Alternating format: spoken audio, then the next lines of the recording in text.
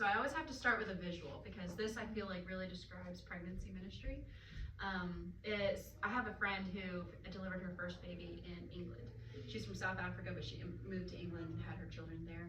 And after the birth of her first child, in England they do this really cool thing where they have a home health aide come to your house just to check in on you, make sure you're doing well. And so the home health aide like sits down on the couch, she likes to tell me, how are you doing? And she's like, oh, I'm fine. And she's like, okay. And so she sent the husband to the kitchen to put the kettle on to make a cup of tea. And she kicked off her shoes and curled up on the couch beside her. She said, now I want you to tell me how you really are. And she's like, I just started pouring out all this stuff that I'd bundled up and was just like carrying it. And basically she just gave her permission to say, like, you know, forget the I'm fine that everybody says. I want to know how you're really doing. And she's like, I think that woman saved my life that day. At least saved me a lot of heartache because I didn't have to carry it anymore and I could just move forward. And I feel like that accurately describes pregnancy ministry because you're just making room for people to share with what's actually going on. And a lot of pregnancy ministry is listening. So this is my family. You've seen one of them. So these are my daughters, Penny and Chloe. They are 10 and 7, and they're super excited to go to South Africa. And they know more about birth than any other children that I know. It's funny listening to them play pregnant, like, you know, play make-believe pregnancy and you know, mommying and stuff like that, and they'll go like, well, has the placenta come out? Oh my gosh! My weird children, I love it. So, this little baby is called Riley. She is my first beautiful feet baby. Her mother was considering abortion, and here's the thing, we didn't give her rent money. We didn't give her a bunch of money so that she'd be like, okay, I can financially handle the situation. We gave her community. We said, you're not alone, we're here to listen to you, we're here to support you, we're here to pray for you. And she kept her baby, and this person is alive because of our ministry. And this is a very new photo. She's only a month old, so she's such a sweet thing. It's easy to assume in America that all Christians think that life is sacred and we need to protect it.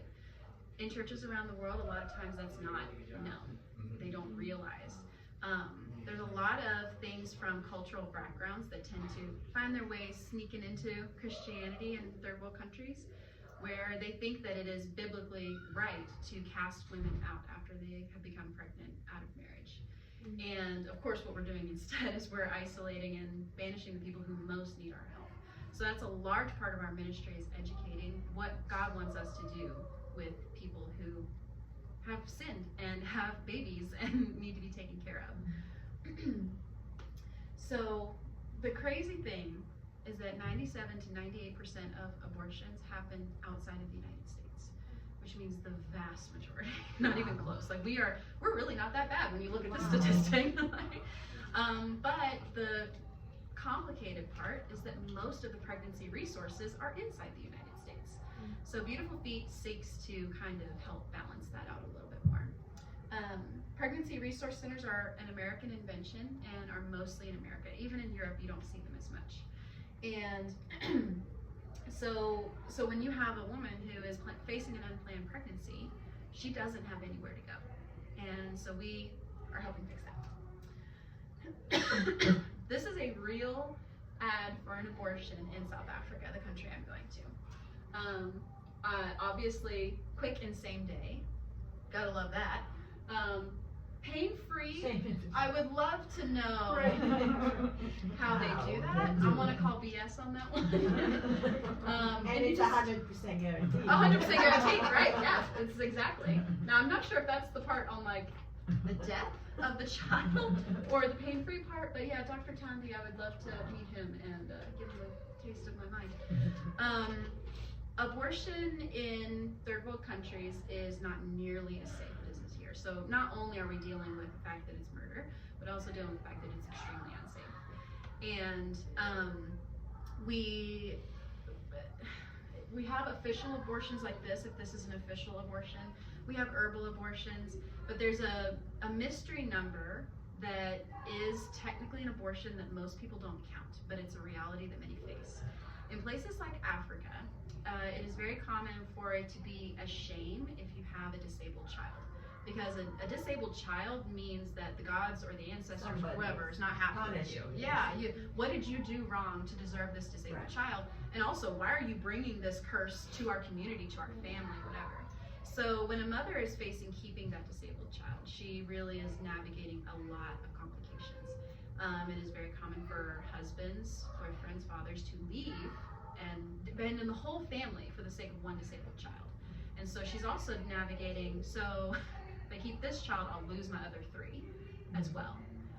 Or I can sacrifice this one and keep the other 3.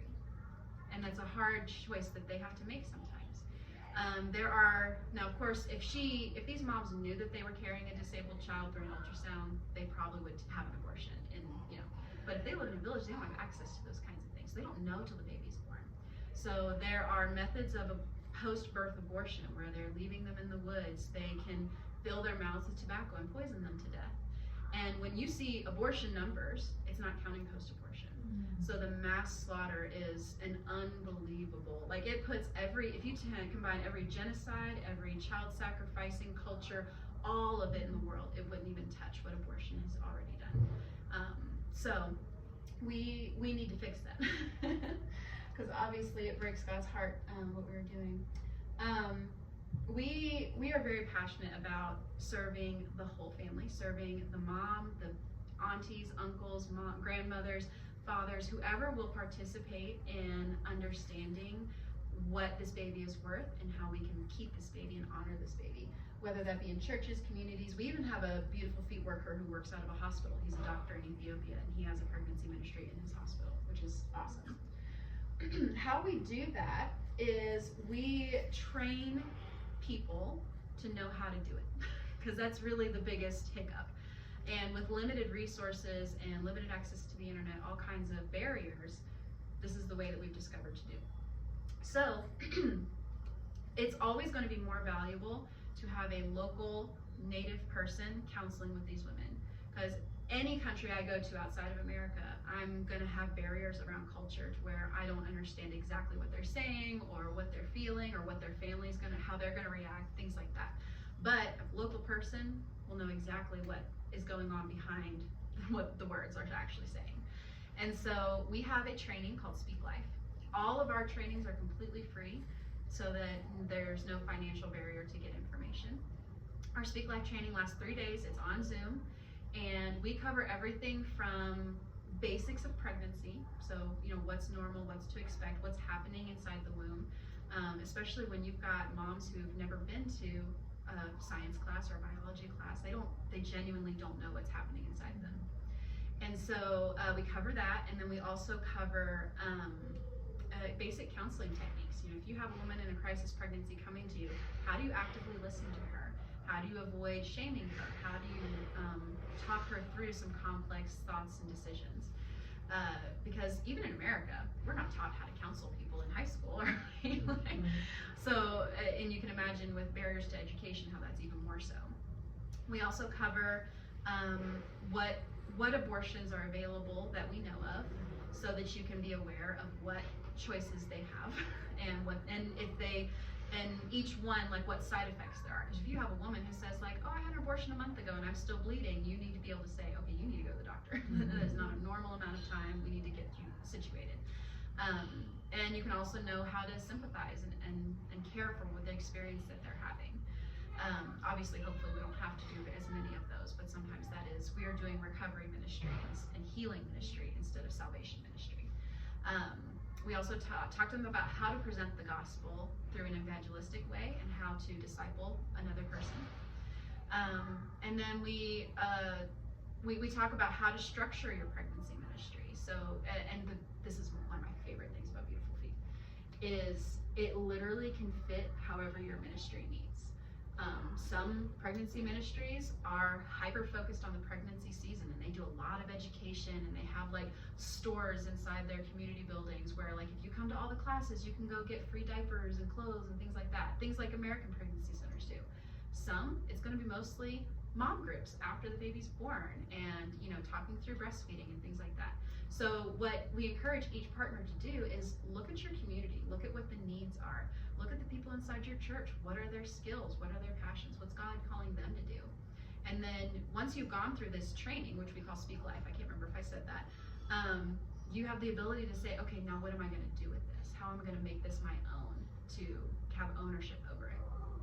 After you've done the training, we also offer once a month trainings where you can learn all kinds of things. Because as you guys might know, ministry is never just one thing. You can't just do pregnancy ministry. You also have to have maybe social media. You also have to have an in to your community somehow. So we do, like my husband Joe, he just taught a class last month about how to start a website so that people can find your ministry.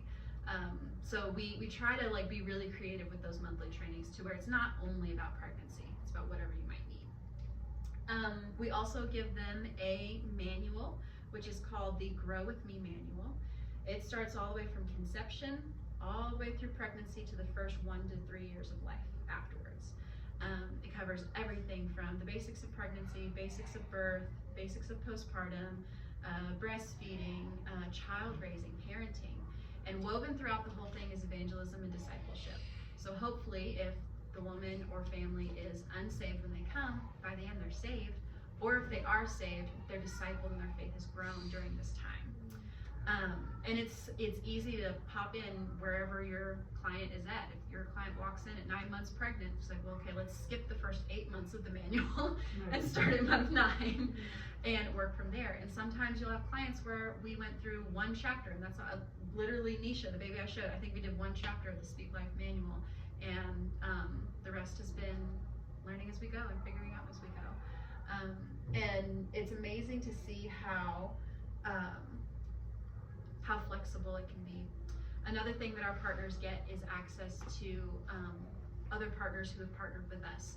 A good example is a ministry called Speak Up Girl. It's an American company that has created a bunch of educational videos about pregnancy and birth. So if you're like, I love pregnancy ministry, but I'm not good with the whole biology stuff, great, pop open the video, hit play, do a question and answer time afterwards. And that's available in English and Spanish. So everything's growing, everything's everything's developing. That's the word I'm looking for. And hopefully by the time, however much time our local partners have gotten with the women, hopefully by the time they've gotten to kind of the end of the manual, they're fully integrated into the church body and they have a community and a family again, which they may have lost for choosing to save their child's life. So it's a great opportunity to do some rebuilding and reclamation of whatever she's got going on. And even like, for instance, the baby I showed you earlier, her mom was not fully connected to a church body, and we're still working on getting that going. But she's been a Christian for a long time, she just doesn't have a church family yet. And so we're working on that. One thing at a time, right? And one of the most amazing things and exciting things about Beautiful Feet right now is this number, I'm sure, is incorrect. I need to call Amy and be like, what are we at now? Because we're growing so fast, we can't keep our website up to date. So we have more than 150 ministries in 37 different countries. And we're like literally scattered all over the world, as you can probably see from the maps. And in fact, during my first session, we realized Thailand's not on here, but we are definitely in Thailand. So I need to add that to that one.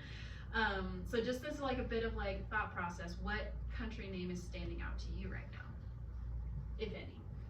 Or Philippines. Philippines, I figured, yeah, it is on there. Uganda.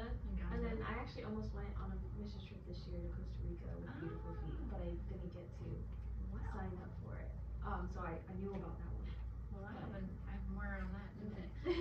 That's exciting. I have been to Uganda a long time ago. It is a beautiful country. And we've got a lot of really passionate people in Uganda. And Philippines, that it works really well with like the medical ministry that we have up there. It's, yeah. In the Philippines, abortion is illegal. Like technically illegal, Yeah. right? Yeah. So you can just go to clinics that are not safe, just gonna drink something or leave the child. So So terrible. a lot of complications. Yeah. And like the lack of informed consent of like, you could be risking your life for this abortion. They're not told that. You could be risking your fertility. Like you could never have a child ever again. They're just not told these things. And even in America, they're not told these things either. Like, Satan is the father of lies after all. And so this is kind of like a whole map view. So you guys are Philippines and you're Uganda, right? So yeah, it was funny because the other couple, the country they had wasn't on the map yet. So it's like, maybe you could be the first, and you guys get to partner with already amazing ministries. The really cool thing is that, not only do they get to go through all this training with us, but they also get to have access to a community. So for instance, like I think Kenya, Africa is one of the countries where we have the most. I think we've got 10 different partners in Kenya. And so we make sure they have each other's contact info and can reach out to each other for advice, for shared resources, things like that. I recently did a trip to Kenya and I brought a box of goodies for them, like just some pregnancy calculators, like how to tell where in your pregnancy the client is, little baby fetuses so that they can show them like, this is what your baby looks like right now, so different things like that. I brought some tools for them to use, and I dropped it off with one person and he helped me distribute it to the other people. So it's really awesome to see them working together and praying with each other and that kind of thing to do this amazing work. So what Beautiful Feet needs, and I want to caveat, like, this list is like basic, like that's why there's the and more. Like I know that God has so many ideas that I don't have, so this is just a few, and it's really easy, I know, for people to be like, well, the missionary is the most important part of that puzzle, right? But I can promise you I cannot work a job that could afford me to go at the same time. I cannot pray for myself as effectively as a prayer partner can pray over me. And I can't make all of my resources and receive all of these resources and do all of these things. Like, literally, there are people who can't go, and there are people who can't go without people. And so it's all four equally important. And we have seen time and time again how, as prayer partners and people with ideas, we get all the time like a message where someone says, have you thought of X, Y, and Z? And we're like, no, we never thought about that before. Let's look into that. We get ideas from our partners on the ground that just like, oh yeah, for this area of the world, let's tweak how we do things so that we can be more effective. And you literally never know what life experience, what idea you might have that might just open a whole new door. Melissa, when she started this ministry, Melissa Highland is our president, she was literally just a missionary in South America who was like, oh, there's like no pregnancy resource centers here. And so she just started out of her home, just kind of like, well, if we get a pregnant woman, like I'll talk to her. I've had babies, and now it's grown to over 150 countries. So you never know what small little thing might turn into something big. And so yeah, there's so many different ways that you can partner with us that don't involve actually going, if God's not calling you to go. But we also have volunteer opportunities, and volunteer opportunities overseas and in the States. We love it when a church says, hey, I want to do a walk for life and have all the money go to your church. And so they get their church together and they organize a walk, and people fundraise and they have a ton of fun. They have music or whatever. And that's just one idea. You could say, hey, I want to have a missions party at my house where we crochet hats and talk about what God's doing, and at the end of it everybody puts some money in the pot and we'll give that money. Like, it could be anything. I love it to see creativity with stuff like that. And one of our Big Beautiful Feet volunteers is a guy named Tom. He's in his 70s, and he teaches one of our Speak Life days and from his home on Zoom, and that's his ministry to us, among other things. But he's just an old guy in his house, just telling people about how much God loves your baby and wants you to keep your baby. So there's literally no limit. We do have a volunteer opportunity coming up. Now, what I love about volunteer opportunities is, I think that for one, it will for sure benefit you because God's going to speak something into your life. There's no time that we serve others that God doesn't have a message for us to hear, and it's so much easier to hear when you're serving and doing what God's called you to do. So first of all, you're going to get a benefit. Like, God's going to speak something into your life. You're going to have a life experience that you can share for the rest of your lives.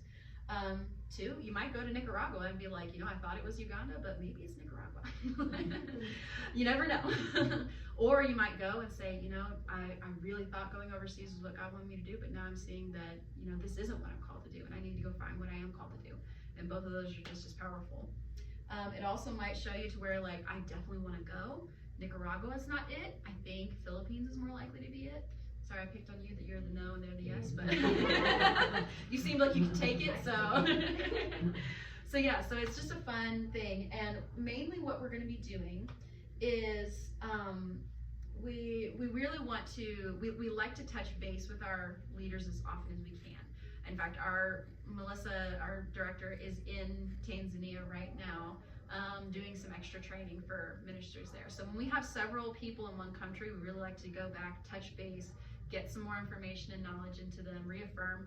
And a lot of times what happens is they are telling other people, it's like, your church could use one of these ministries. Why don't you just come to this event with me and learn more? So we get the chance to create some new partners. So I'm sure Melissa will be sending a very excited email in a couple days saying, we've got X many new partners. And so that's a similar thing to what we're going to be doing in Nicaragua. So you get the chance to really just see what it looks like, because it can be hard to picture, especially when you're trying to be like, you know, all the complexities of pregnancy ministry in foreign countries. You know, what does it just look like to actually do? And I think that no matter where you go, and I could be wrong about this, but I think no matter which country you go to see a pregnancy ministry, it's going to look very much like this, like just sitting with people and being real with them. My mom was one of the wisest people I ever knew. She was a missionary in Kenya, and when she first got to this remote village that we were living in, she said, God, I just don't know how I can relate to these women. There's so many things that makes us so different from each other. I grew up in air conditioning in Texas, and you know, like I got to go to college. Like they're never gonna get the chance to go to college probably, and they live in mud stick houses. Their kids don't have shoes. Like what am I gonna do? How am I gonna meet with them? And God said they want the same things you want. They want their husbands to love them. They want their kids to be happy and healthy and live. They want to be have fun things happen in their lives. Like we're just people, and they're just people, and we've got a lot of people stuff going on. And sometimes that people stuff is really heavy stuff, like my community kicked me out because I was pregnant. And sometimes it's my feet hurt. I've been working all day, my feet hurt.